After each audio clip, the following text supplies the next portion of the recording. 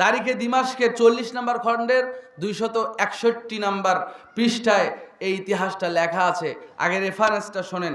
এবং ইমাম ইবনে কাসিরের লেখা আল বেদায়া ওয়ান নেহায়ার ভিতরে ঘটনাটি আসছে। এবং 2018 সালের মার্চ মাসে মাসিক আত তাহারিকের ভিতরে এই ঘটনাটা দিয়েছিল। ঘটনাটার মান সহিহ। নাম উরওয়া বিন জুবায়ের রাদিয়াল্লাহু তাআলা আনহু। এনার জীবনী থেকে একটা ইতিহাস বলছি, শোনেন। দেখেন নেশাদার দ্রব্যকে কতটা ঘৃণা করতে হয়। উরওয়া বিন জুবায়ের রাদিয়াল্লাহু তাআলা আনহু একজন ওই সময়ের খুব ভালো মানুষ, দিনদার মানুষ, আলেম মানুষ, নেককার মানুষ, আল্লাহওয়ালা মানুষ। ওই দেশের বাদশার দরবারে ছোট্ট একটা সন্তান, 6 বছরের সন্তান মুহাম্মদ নামে সন্তানকে নিয়ে এবার বাদশার দরবারে দাওয়াত খেতে যাচ্ছিলেন। হঠাৎ করে রাস্তার পাশে একদল ঘোড়া ছিল গো। ছোট্ট মুহাম্মদ বাবার হাত থেকে এরকম ঝাঁকুনি দিয়া বের হয়ে দৌড় দিয়া ঘোড়া দেখার জন্য ঘোড়ার পালের মধ্যে ঢুকে যায়। আমাদের দেশেও দেখবেন আকাশ দিয়া যদি একটা হেলিকপ্টার কিংবা বিমান উড়ে যায়, ছেলেরা ঘর থেকে দৌড় মারে ওইটা দেখার জন্য, আছে না নাই? ছোট্ট মোহাম্মদ উরওয়া বিন জুবায়েরের বেটা ছোট্ট মোহাম্মদ বোঝে না ঘোড়া হিংস্র প্রাণী, পা দিয়ে আঘাত করে, বুঝতে পারে নাই ঘোড়ার পালের মধ্যে ঘোড়া দেখার জন্য ঢুকে গেছে। আহারে ঘোড়া ছোট্ট মানুষ বোঝে না, পিছনের পা দিয়া ছোট্ট মোহাম্মদের বুকের উপরে একটা আঘাত করেছে। সঙ্গে সঙ্গে মুহূর্তের মধ্যে ছোট্ট মোহাম্মদ কলিজা ফেটে ওই জায়গায় মারা যায়। পড়েন ইন্না লিল্লাহ। ছোট্ট বাচ্চা মোহাম্মদ মারা গেলেন বাবার চোখের সামনে। উরওয়া বিন জুবায়ের ধৈর্য হারা হলেন না, ধৈর্য ধারণ করলেন। আর আরশের দিকে তাকায়া বললেন, রব্বুল আলামিন আপনার দেওয়া মাল আপনি নিয়ে গেছেন, এতে আমার আফসোস নাই, আমি ধৈর্য ধারণ করে থাকবো। আল্লাহ তার ধৈর্যের পরীক্ষা নিতে দেরি করলেন না। কোন বর্ণনায় পাওয়া যায় উরওয়া বিন জুবায়েরের ছোট্ট ছেলে মুহাম্মদকে এবার নিজে গোসল করায়া কাফনের কাপড় পরায়া দিয়া মাটি দেওয়ার জন্য গোরস্থানে নিয়ে যাচ্ছিলেন। রাতের বেলা বুঝতে পারে নাই, লাশ নিয়ে যাওয়ার সময় একটা ভাঙ্গা পুরাতন কবরের ভিতরে হোঁচট খেয়ে উরওয়া বিন জুবায়ের পড়ে যায়। সঙ্গে সঙ্গে উরওয়া বিন জুবায়েরের একটা পা ভেঙে যায়। তাকে ডক্টরের কাছে নেওয়া হয়। দেখেন ছেলে মারা গেছে, ছেলেকে কবর দিতে গিয়ে আবার তার নিজেরও পা ভেঙে গেলেন। ডক্টরের কাছে নেওয়া হলো, সাময়িক চিকিৎসা দেওয়া হলো, পা তার ভালো হলো না, ভাঙ্গা জায়গায় তার ঘা হয়ে গেছে। দিন যায় রাত্রি যায়, উরওয়া বিন জুবায়েরের পায়ে পছন ধরে গেছে। আবার ডক্টরের কাছে নেওয়া হলো। তখনকার ডক্টর পরীক্ষা নিরীক্ষা করে বললেন, উরওয়া বিন জুবায়েরের পা কেটে ফেলতে হবে। যদি তার পা কাটা না হয় গোটা শরীরেই এই পছনি পৌঁছে যাবে। এবার সিদ্ধান্ত নেওয়া হলো উরওয়া বিন জুবায়েরের পা কাটা হবে। এখনকার মতো এইরকম পেইন কিলার নাই, ওই যে ব্যথার ইনজেকশন নাই, এত উন্নত চিকিৎসা ব্যবস্থা নাই। তখনকার চিকিৎসা ব্যবস্থা হলো করাত দিয়া জ্যান্ত মানুষের পা কাটা হতো।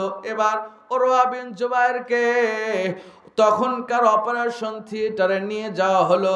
ডাক্তার সাহেব এবার উরওয়া বিন জুবায়েরের সামনে এক বোতল মদ এনে দিলেন, দামি মদ।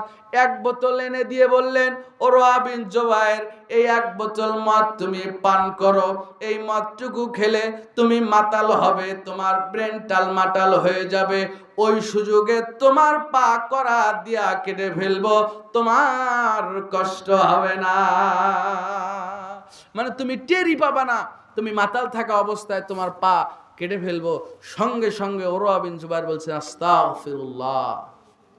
যেই জিনিস পান করা আল্লাহ হারাম করেছেন, বিশ্বনবী হারাম করেছেন, যেই জিনিস পান করার ব্যাপারে বিশ্বনবী বলছেন, লা ইয়াদখুলুল জান্নাতা মুদমিনুল খামর, নেশাদার দ্রব্য পানকারী জান্নাতি যাবে না, সেই জিনিস আমি পান করব, আমি খাবো না। ডাক্তার আপনি আমার পা কাটেন, আমি ধৈর্য ধারণ করে থাকব, আমি মদ খাবো না। ডাক্তার বলছেন, না না, তুমি যদি মদ পান না করো, মাতাল না হও, কেমনে পা কাটবো, তুমি কষ্ট সহ্য করতে পারবে না। উরওয়া বিন জুবায়ের বললেন, আমি ধৈর্য ধারণ করে থাকবো, আপনি আমার পা কাটেন। ডাক্তার বিশ্বাস করতে পারে না। এবার কয়েকজন মানুষকে ডেকে নিয়ে এসে একজনকে বললেন হাত ধরো, একজনকে বললেন উরওয়া বিন জুবায়েরের পা ধরো, নইলে উরওয়া বিন জুবায়ের লাফালাফি করতে পারে। ভাইরা আমার, কানটা খাড়া করেন। পর্দার আড়ালের মা যারা জর্দা ছাড়া পান খাইতে পারো না, ও যুবক ভাইরা যারা যুবক বয়সে নেশার সঙ্গে নিজেকে জড়ায়া নিয়েছো, একটু কানটা খাড়া করো। উরওয়া বিন জুবায়েরের একজন হাত ধরলেন, একজন পা ধরলেন। উরওয়া বিন জুবায়ের বললেন, ভাইরা হাত ছেড়ে দাও, পা ছেড়ে দাও, আল্লাহর কসম আমি উরওয়া বিন জুবায়ের ডক্টরকে ডিস্টার্ব করব না। জীবন্ত মানুষের পায়ের মধ্যে এবার ডক্টর করাত দিয়া পাটা কাটতেছে না। আরে সামান্য সুই ফুটলেই আমাদের কত যন্ত্রণা হয়, সামান্য যদি কেটে যায় আঙ্গুল কতটা যন্ত্রণা হয়। উরওয়া বিন জুবায়ের জীবন্ত মানুষ, পা কাটা হচ্ছে। উরওয়া বিন জুবায়ের মুখ দিয়া সুবহানাল্লাহ, আলহামদুলিল্লাহ, আল্লাহু আকবার পড়তেছেন। পা নাড়ান না, নাড়াচাড়া করেন না, দু চোখ বেয়ে বেয়ে তার পানি পড়তেছে, পা কাটতেছে। তাজা মানুষের পা দিয়া টস টস করে শরীরের তাজা রক্তগুলো জমিনে পড়তেছিল। উরওয়া বিন জুবায়ের আল্লাহর তাসবিহ পাঠ করতেছিলেন। পা কাটা হয়ে গেল, উরওয়া বিন জুবায়ের একবারের জন্য নড়াচড়া করলেন না। ভাইরা আমার, এবার তখনকার চিকিৎসা ব্যবস্থা এমন, ওই যে নগদ কাটা পাটাকে এবার এক বাটি গরম তেল নিয়ে এসে ওই তেলের মধ্যে পাটাকে চুবায়া দেওয়া হলো।